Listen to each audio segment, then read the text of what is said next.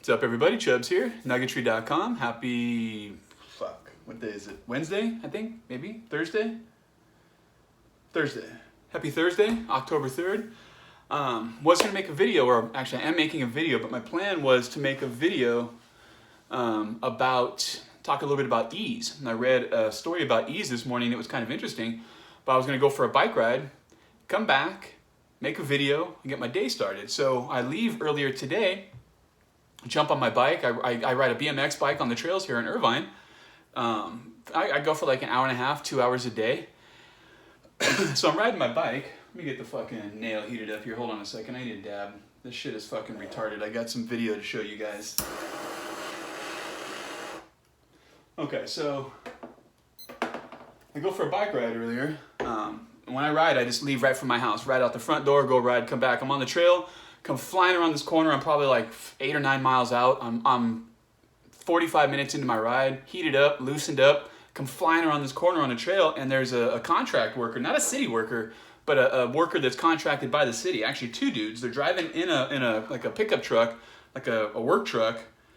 I forget what they're called. They got all the doors down the bed, like a utility truck or whatever. And then it's got a big fucking water tank, or fucking what turned out to be a pesticide tank in the bed with a compressor hooked up to it. And the car, it's got 2 steering wheels in the cab, which I noticed. You guys will see in the video too. And the guy, so as I come around the corner, they're on my right side. Like I'm riding down the trail. They're on the right side of the trail. To the right of the trail is a bunch of dirt and then a fence that separates the trail from the Amtrak train that goes by. On that fence, a whole bunch of weeds and shit grow. So this guy's driving down the side of the trail. Hold on. Cheers.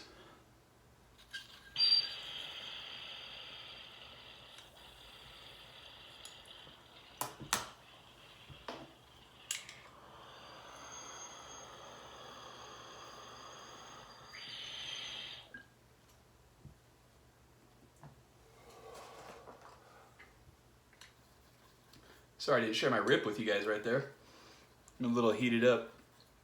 Need to calm down. So as I come right around the corner, this motherfucker, these 2 guys, the guy in the driver's seat is just kind of sitting there, and the guy in the passenger seat is both driving. He's off to the side of the trail. He's driving, and he's hanging out the passenger window with a spray gun, and he's spraying the weeds that are growing up on the fence with pesticide. As I come riding around the corner, motherfucker doesn't stop spraying. I come riding right up, I'd say probably 2 car lengths behind the truck, and I start to get overspray on me, very lightly. And at first it didn't even dawn on me. I mean, I don't know. I was fucking riding. I was in ride mode. I just said, fuck it. I just kept going. I go flying by the truck, and I get like a nice coating on me. And I was pissed, but I wasn't going to say anything until when I got like probably 1 or 2 car lengths past the truck. I noticed that the coating was so thick that my fucking glasses, I had my sunglasses on when I was riding, I had to take my glasses off and wipe it off. And as I was wiping it off and I could feel the coating on my glasses, that's when I got pissed. I was like, fuck this. I turned around on my bike, rode back to hit up the dudes, and this is what happened. Check it out. No, that is not what happened. I rode by right here. He did not stop spraying. The overspray came onto the path. It got me, and I had to wipe my glasses off. It's all over me. I felt it. That's why I'm not being a dick. I didn't come back here for no reason. Do you have a card? Do you have a phone number? Do you have anything that I can report?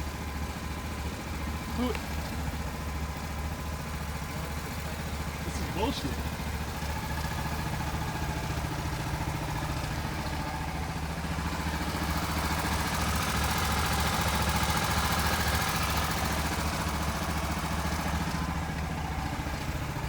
Thank you.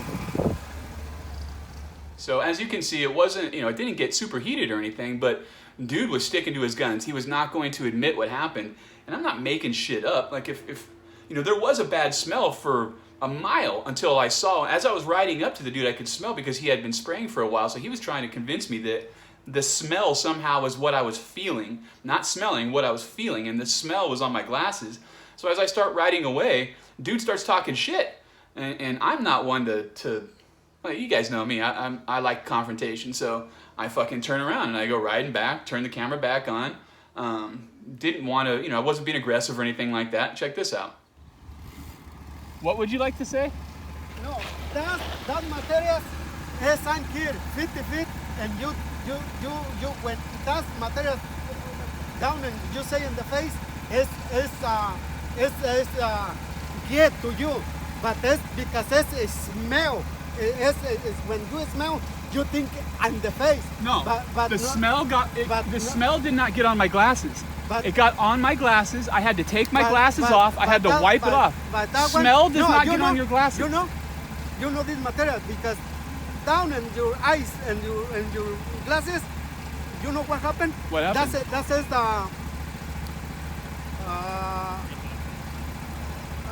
what is the name? That's touch it and your glasses is blow out, take out the color. This scratch it when it's get the material. When it's in the skin, it's rich. I'm not sure what you're trying to tell me. All I know is whatever you're spraying right there, when I came riding up, you did not stop. The wind blew the overspray onto me, and I just want to know what is on me. No, It says pesto right here. I see the word pesto right here on the side of your car. So I'm just worried that the shit that you sprayed, he did not stop spraying. When I rode by, that shit blew all over me. You did not stop spraying when I rode by. And no smell got on me. The overspray came all over me. So don't tell me that it didn't get on me because I know what I felt. It will stop. I told you, but this material all the time this lose blown much. It's the problem. It did. I don't know what you think happened, but I'm telling you what did happen. All the So- materials when you're driving or something, it's go away. No, you need to be more careful. You need to pay attention. When people are riding by, you need to No, stop all- spraying. all the- When I turned around and I came riding, you immediately stopped. No, all the time. it's happening. No, you didn't stop when I came riding the first time. No, you didn't. No, you didn't. Maybe because No, I you don't didn't. see, but, No, I you will didn't. stop it. So even though I said I needed some information because I wanted to report the dude, I'm not going to report him. You know, I came home, raced home, jumped in the shower. I got to be honest with you, I did have a little sinus, like a little burn, but that could be allergies. That could be because I was riding really fucking hard. Placebo, whatever. I'm not going to attribute that to the bullshit.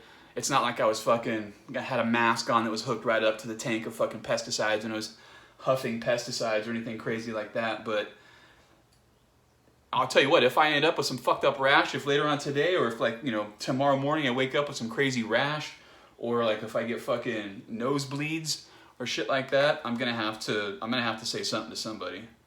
But I'm not trying to fucking, they just need to be more careful. If you're gonna be fucking, if your job is to drive around spraying poison, because that's, you know, that's what pesticides are, they're fucking poison that kills plants. If your job is to drive around spraying poison, you need to fucking be careful. You need to pay attention. And I know it's inconvenient, but why would you be out spraying on a bike trail at fucking 10 o'clock or 9:30 on a beautiful sunny day? I mean, I understand it's office hours or working hours and you gotta do what you gotta do, but I mean, let's use a little fucking common sense here. This is a busy bike trail. And this shit was fucking caustic. I mean, you see, that's what he's trying to tell me when in the video, when he's trying to say, if you get that shit on your glasses, it'll rub the paint off. What he's trying to say is it's caustic. It'll fuck you up. He's not trying to tell me, oh, you know, no, you're okay. What he's basically trying to say is, no, you didn't get it on you. Had you got it on you, it would have tore you up. And it's like, I don't need drama. I'm not trying to fucking start shit for no reason. That's what I told him. I'm not being a dick just for being a dick. Like, what the fuck? And I get it. He's, you know, fighting for his life. I'm not going to report dude and get him in trouble, but what the fuck? You know what I mean? Like, he drives around spraying poison all day that's his job. Be fucking careful. I know, you know, if you do the same thing, it probably gets just like any other job. Shit gets monotonous. You're doing the same thing all day, over and over and over, every day after day after day, after week after week after week, after month after month after month. I get it. But I mean, come on. It's not like you're fucking watering plants. You're spraying poison. Where's my fucking lighter? Dude has me all wound up.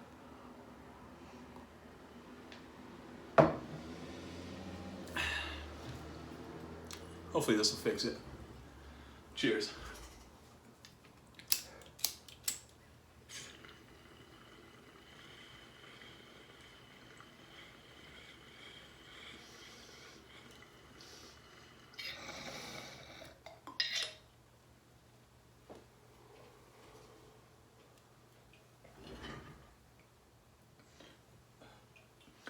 Sit here and let this burn like incense. I always do that. Let the bowl just smoke a little bit. Mrs. Chubbs fucking hates it. She hates it when I let the bowl just sit here. She doesn't like the smell. Burnt weed. Okay, back to the original topic of this video, which is going to be Eaze, the probably the biggest delivery service, marijuana delivery service in California. I don't know, maybe. Now that I'm reading about them and the problems they're having. Apparently, recently, I can't even say the name of the company, Dionly, DIYONL, something like that, a delivery service out of the Bay Area who was working with Eaze, filed a complaint or a lawsuit. You know, you're gonna have to do your own fact checking on this. I'm not real big on facts, but I just like to, figure out what's going on. They filed some sort of a complaint saying that Eaze was processing credit card transactions for marijuana deliveries, which is not allowed. And they were doing this by fraudulently creating merchant accounts so that when customers ran their card or gave Eaze their credit card to process let's say you buy an eighth of weed or some wax or some edibles or something, when you got your credit card statement, it would say like pet food or pet toys or I forget, there was a whole bunch of different things that they were claiming to be other than a marijuana delivery service, and that violates California, the BCC and the marijuana rules and all that. And this company stated that because they are working with Eaze, and Eaze put them, broke the law that by default or by association that Eaze was putting them at risk too, because they were an Eaze partner, a delivery partner. And these guys were all making millions, which is what I'll get to here shortly. But now, so that lawsuit is going to move forward, it sounds like. But today I read that Eaze, first of all, the very next day, Eaze quit accepting credit card payments. So that's, in my opinion, that's almost an admission of guilt. I haven't confirmed that they're not taking credit cards. Again, this is just something I think I read it on Leafly. And, excuse me, today I read on, I think it was MJ Biz Daily, that Eaze has replaced their CEO. I don't know if he was fired, if he quit, I don't know what happened. But they have a new CEO, and they are letting go half their staff. So obviously there's some sort of big shakeup going on over there. And what I wanted to talk about is Eaze is one of these, as far as I know, Eaze is one of these companies that's being run by people who aren't traditional weed heads. They're not fucking stoners. The guy who's in charge right now, I forget where he came from, but they're bragging about his credentials, but he's not a weed guy. He came from some other Fortune 500 company. And what you're seeing a lot of people who know how to raise capital, who are well connected, but they're not weed people. And they start these companies, they get a bunch of people to throw money at them. And let's say I start a company right now and I get you to invest $100 million or $10 million or however many millions of dollars. That millions doesn't go in my pocket. I'm not all of a sudden worth $100 million.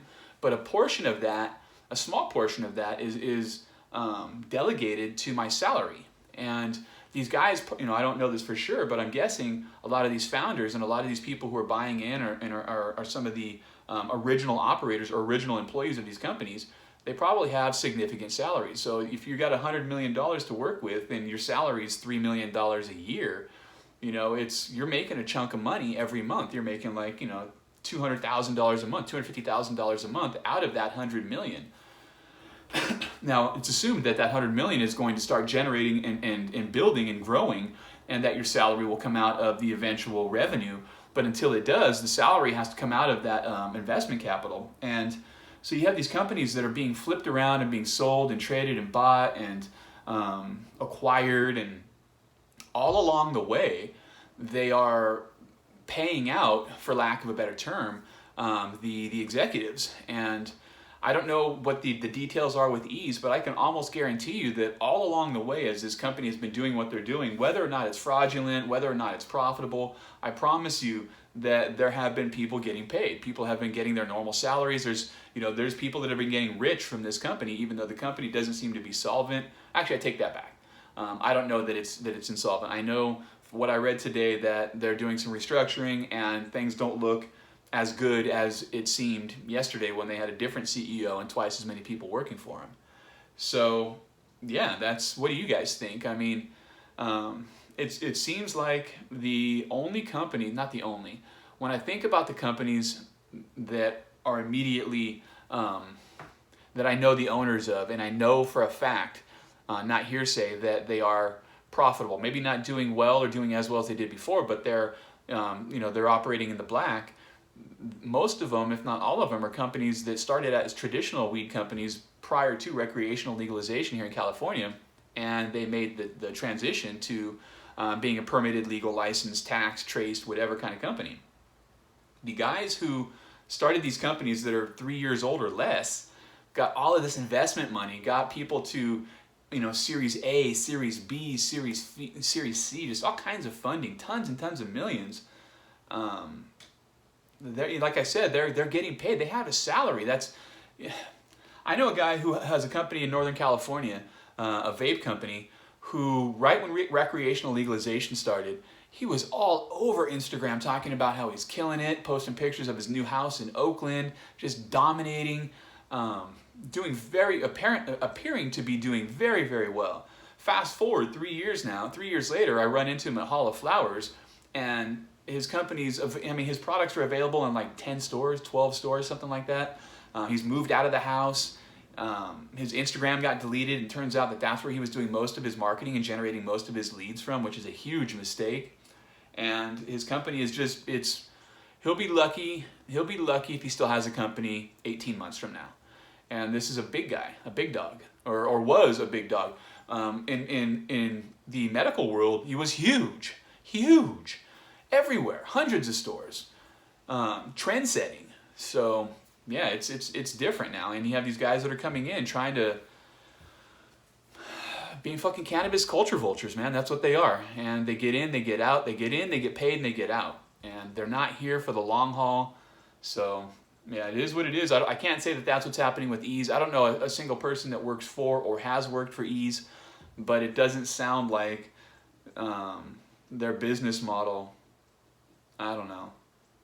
This industry is about relationships, man. It's not just what you know, it's who you know. It's who you know on the production side, it's who you know on the marketing side, it's who you know on the consumer side.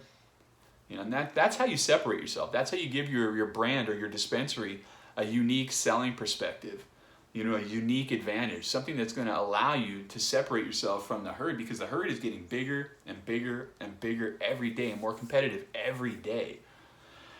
I don't know. Let me know what you guys think. If you guys if you have any questions, any comments, any complaints, use the comment section below. I am Chubbs, and I will see you guys in the next video. Peace.